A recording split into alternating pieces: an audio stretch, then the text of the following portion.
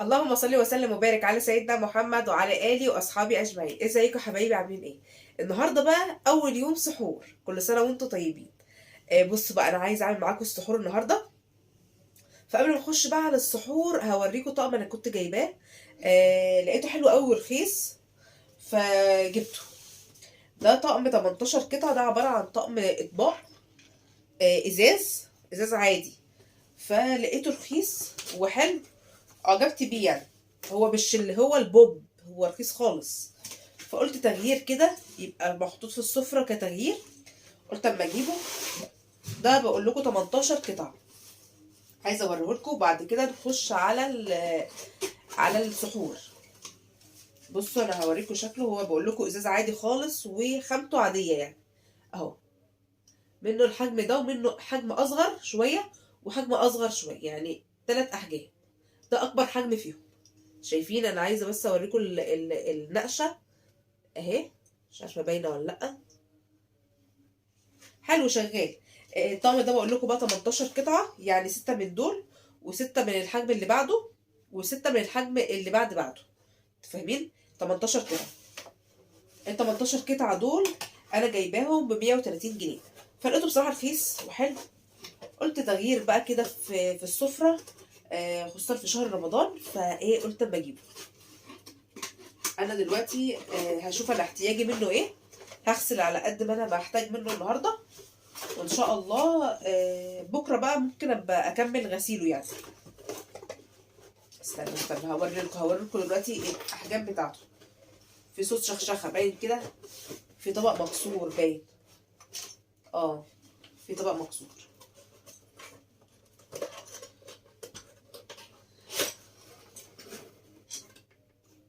ثواني ثواني اما اشوف معاك.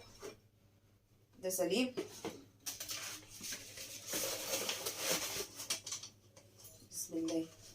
انا خايفه اتعور بس. وده كمان سليم الحمد لله اهو. في طبق فعلا مكسور. المهم هشوف بقى المكسور دلوقتي. مش انا قلت لكم في طبق مكسور. خير الحمد لله. اهو.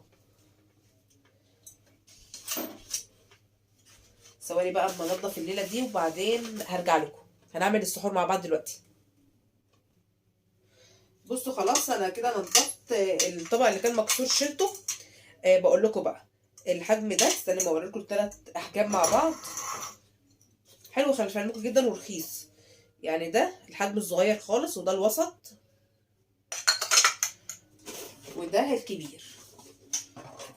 حلو حلو. خلي بالكم في الغرف، حتى لو انت مثلا بتعملي الفطار حلو، في السحور حلو. شايفين الاحجام ورا بعضها اهي. مش ظاهر قوي. اهو. حلو وسعره حلو. دلوقتي انا هغسل بقى اللي انا هحتاجه في السحور وبعدين هرجع لكم. بصوا اول حاجه كده هجهزها. هعمل جبنه على طماطم. طماطم هقطعها، والخيار هقطعه. وهعمل جبنه على طماطم، جبنه القديمه. فهقطع الخيار زي ما بقولك كده قطع صغننه، والطماطم برضك قطع صغيره. انا بحبها بصراحه قوي مع نقطتين زيت زيتون كده، بيبقى طعمها تحفه.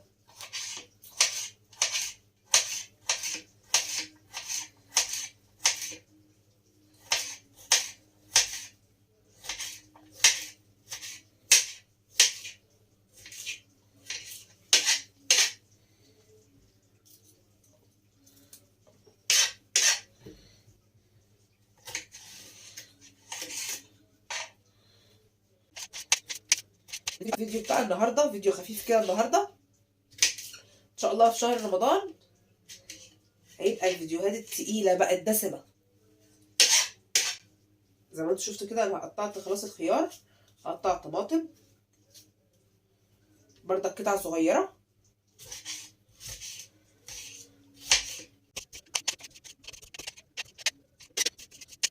بصوا، معلومه بس على السريع. في ناس طبعا اكيد كتير جدا عارفينها.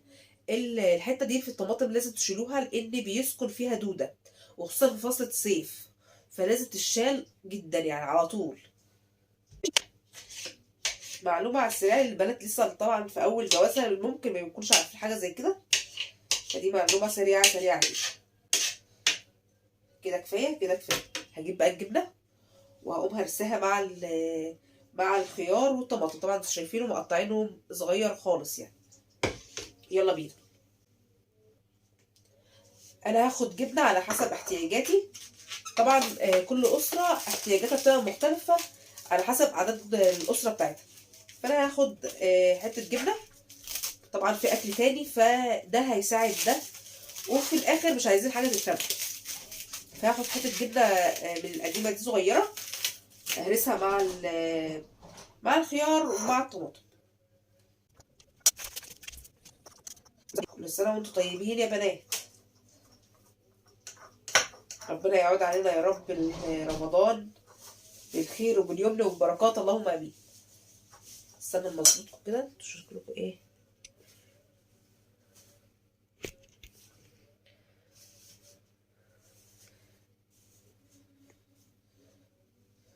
تمام كده.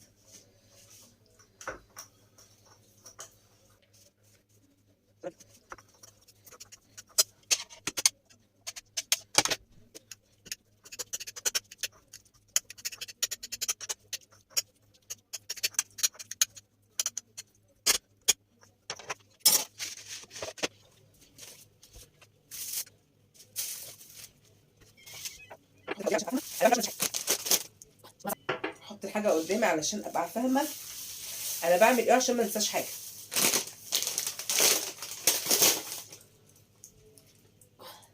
ما بنصحكوش خالص خالص، عارفه ان هو غلط في السحور، وخلي في علمكم بيبسي بيعطش، بس احنا بنحبه فهنشربه النهارده. ممكن بكره بقى بعمل عصير برتقال فريش، هنشوف. برضك انتوا هتشوفوا فيديوهات ان شاء الله اللي جايه باذن الله بتاعت رمضان. يبقى تابعوني وانتوا تشوفوا انا هعمل ايه في الفطار باذن الله. هحط بقى كل حاجه في طبقها. وانا جايبه فول، انا السنه دي ما عملتش فول، فاشتريت فول اهو زي ما انتم شايفين، جبت كيسين، كيس ب5 وكيس ب5. فهسخن معاكم برضك الفول، هنظبط الدنيا ان شاء الله. دي جبنه تلاجة، يعني انا عملت دلوقتي زي ما انتم شايفين الجبنه على طماطم بالخيار والجبنه الرومي، ودي جبنه تلاجة اصفيها بس عشان فيها ميه، وهحطها في الطبق بتاعها. لا بس الطبق ده كبير، هجيب طبق تاني صغير. ما هو الطقم بقى بقول لكم 18 قطعه. لا بس حلو والله وثمنه حلو. استنوا ما اصفوا الميه دي.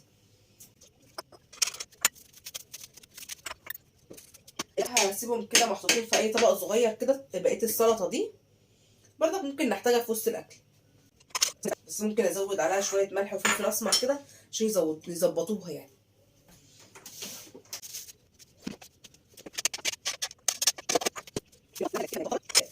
الجبنه بالطماطم هحطها برضك. بقيه الزبادي ديت انا مش هنحتاجها، هاخد بس على قد احتياجاتنا. ممكن اخد دول واسيب دول في السحور بتاع بكره.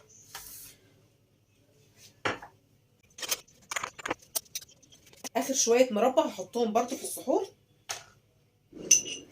كل شويه صوت صاروخ والله العظيم يخضني. عندنا العيال في الشارع مش ساكتين، من ضمنهم بنتي يعني بصراحه قرفاني. كل شويه صاروخ، عاوزه اجيب صواريخ يا ماما، عاوزه اجيب صواريخ يا ماما. ولا الناس بقى اللي تبقى ماشيه في الشارع في امان الله كده تلاقي صاروخ جنبك. اه صحيح الواحد بيبقى ماشي يعني بيحاول يمسك نفسه، بس ساعات صواريخ بتبقى صوتها عالي قوي، صوتها عالي قوي مستفزه بصراحه. كده دي خلاص.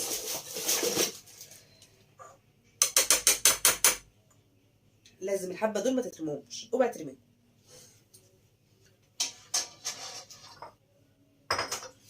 ايه تاني؟ ايه تاني؟ اه الشيبسي.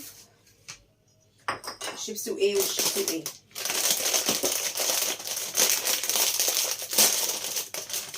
اه الفول لسه هسخنه. اهم حاجه الفول وكنت هنساه.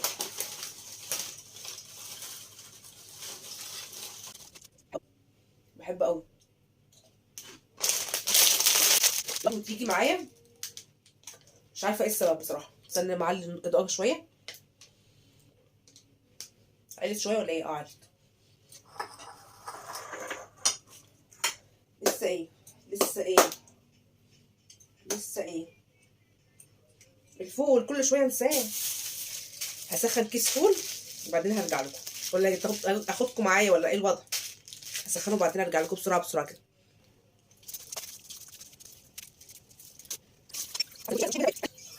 حاسه ان الفول تقيل شويه، فهزود شويه ميه، ندعه ميه كده، اقل من ربع كوبايه ميه. عارفين ما كده الفول متوضب، ف ممكن يحتاج شويه ملح مش اكتر. ممكن اعمله بالتومه، بس بالتومه ممكن يعطشنا، فانا هسخنه وبعدين هرجع لكم. عقبال بقى لما الفول يسخن. خلي في علمكم انا بعمل الفول ساعات بالبصل بيبقى روعه، وساعات بعمله بالتومه زي ما بقول لكم، ساعات ببصل وتوم، وساعات بعمله ببصل وتوم وطماطم وفلفل، بيبقى خطير خطير. بس انا النهارده بصراحه انا ما اكدبش عليكم، انا خلاص الوقت ازف معايا، لان انا كنت بره، كنت بجيب شويه حاجات ناقصاني، فرجعت متاخر جدا جدا. ف يا دوبك هعمل السحور بسرعه بسرعه، لا ده مش دلوقتي بقى. فهعمل السحور بسرعه بسرعه، علشان يعني نحاول ان احنا ناكل براحتنا، مع اني ما عادش النص ساعه على الفجر، بس مش مشكله. هعمل ايه تاني؟ وادي البيبسي والفول كمان على النار، كوبايات بقى بتاعت البيبسي.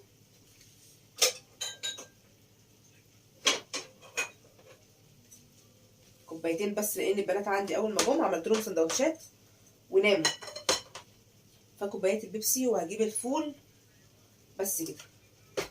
هحط دول في جنب كده الاول، واجيب طبق الفول. الجبنه دي مش شايفاها ملهاش لازمه فمش هحطها، عندي البنات هما اللي بيحبوها اصلا، بس دي دومتي بالجبنه الرومي، حلوه حلوه الاطفال بيحبوها. ايه كمان؟ هحط بس الكوبايه في جنب. خلاص سخنت الفول، لسه بس هقوم مسخنه العيش ومش اكتر من كده. يا سلام، ده السحور بتاعي. قولي لي بقى انت في الكومنتات هتسحرتوا ايه، وايه اللي انت بتعمليه جديد برضك في السحور، ناخد افكار كده من بعضنا. حبه دول ما يترموش، اوعي، بس سخن قوي كده. تمام، هسخن العيش بقى، وده سحوري. قولوا لي بقى ايه رايكم، حلو ولا لا؟